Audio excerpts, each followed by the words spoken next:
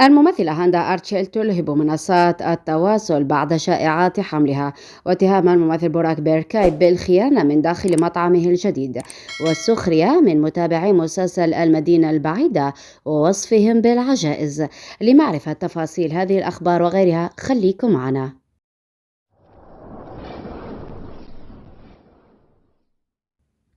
توفي الممثل التركي إمري تورون عن عمر يناهز 53 عاما بعد صراع طويل مع مرض السرطان. وكان تورون يتلقى العلاج من سرطان البنكرياس منذ فترة، إلا أن حالته الصحية تدهورت مؤخرا بشكل كبير بعدما عاد المرض للظهور وانتقل إلى الكبد، لينهي ليلة أمس معركته مع المرض. وبحسب ما أفادت بها الصحف التركية، فقد نقل تورون إلى مسقط رأسه في ولاية بالكسير بناء على رغبته الأخيرة، وهناك فارق الحياة.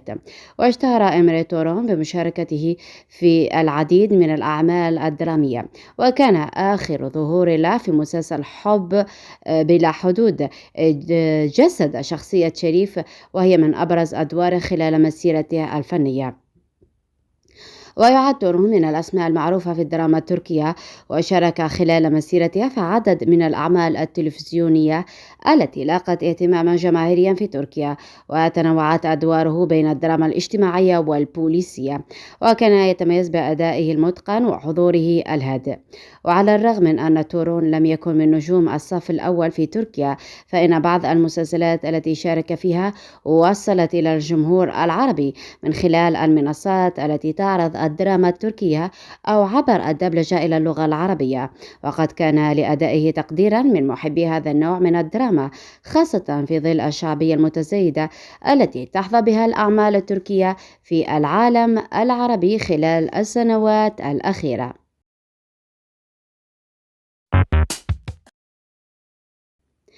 تداولت بعض الصحف الفنية خلال الساعات الماضية أخبارا تزعم أن الممثلة التركية هاندا أرتشيل حامل من حبيبها رجل الأعمال هاكان سابنجي، وهذا بعد انتشار مجموعة صور حديثة لهما خلال عطلة خاصة ظهرت فيها الممثلة هاندا أرتشيل بملابس فضفاضة، وهو ما دفع البعض إلى ربط الإطلالة بوجود حمل. لكن حتى الآن لا يوجد أي تصريح رسمي من النجمة التركية أو من مصادر مقربة منها تؤكد صحة هذا الادعاء، ما يجعل هذه الأخبار المتداولة مجرد شائعة جديدة تنضم إلى سلسلة طويلة من الأخبار الغير صحيحة التي تدارد الممثلة هاندا أرتشيل في السنوات الأخيرة. ويأتي تداول هذه الشائعات في وقت حساس من مسيرة هاندا أرتشيل الفنية، إذ أنها تواصل حاليا عرض مسلسلها الجديد الناجح تذكر الحب، إلى جانب الممثل باريش أردوش على منصة ديزني بلاس. والمسلسل حظي بمتابعة جماهيرية واسعة منذ بداية عرضه، ويعد من أبرز الأعمال الرومانسية التركية هذا الموسم. كما تستعد أرتشيل لتصوير مسلسل جديد ليعرض الموسم المقبل بعنوان ملكة الدموع بنسخته التركية جانب الممثل باريش أردوش أيضا، وهو مشروع ضخم مقتبس من الدراما الكورية الشهيرة التي حملت ذات الاسم، حيث ذهب المتابعون إلى تأكيد أن كل هذه المؤشرات تؤكد عدم صحة شائعات حملها، خاصة فأنها في ذروة نجاحاتها الفنية. الخبر المتداول حول حمل هاندا أرتشيل يظل في إطار الشائعات الغير مؤكدة، خصوصا في ظل غياب أي إثبات رسمي وتضارب التوقيت مع التزاماتها المقبلة. عاد اسم الممثل كنان أميرزالي أوغلو بقوة إلى واجهة الأخبار الفنية، ليس فقط بسبب استعداداته للعودة للشاشة الموسم المقبل، بل بتداول تصريحات له أثارت موجة تفاعل كبيرة على منصات التواصل الاجتماعي، حيث يعتبر الممثل كنان أميرزالي من الممثلين المحترمين الذين أعلنوا علنا رفضهم دعم المثلية، حيث قال في تصريحات ردا على هجوم البعض عليه ووصفوه بأنه الرجل رجل رجعي بسبب آرائه. نعم، أنا رجل محافظ، رجل مسلم ومؤمن بالله، وأفخر بكوني ابن قرية، وأرفض كل تصرف يرفضه ديني وعقيدتي. وإن كنت في نظرهم إنسانا رجعي فأنا أفتخر بنفسي.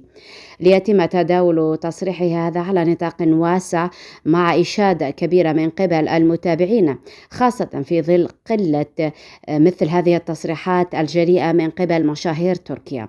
هذا وينتظر المتابعون بحماس عودة الممثل كنان أميرزالي الذي سيؤدي بطولة مسلسل ABA في خطوة طال انتظارها من جمهورها وداخل تركيا وخارجها. ومن المرشحات للبطولة أمامها الممثلة بورجو بيرجيك، وكذلك الممثلة إسراء بيليغيش.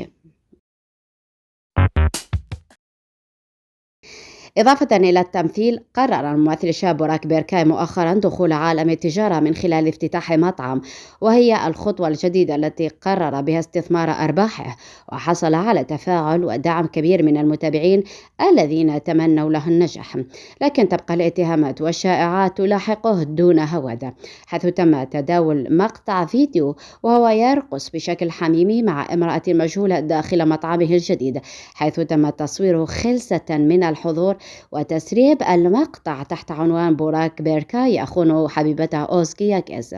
انتشر المقطع بشكل رهيب، وتلقى بوراك وابل من الهجوم والسب والشتم، خاصة من قبل فانز حبيبته أوزكي ياكيز الذين اتهموه حتى دون استبيان حقيقة ما نقله المقطع.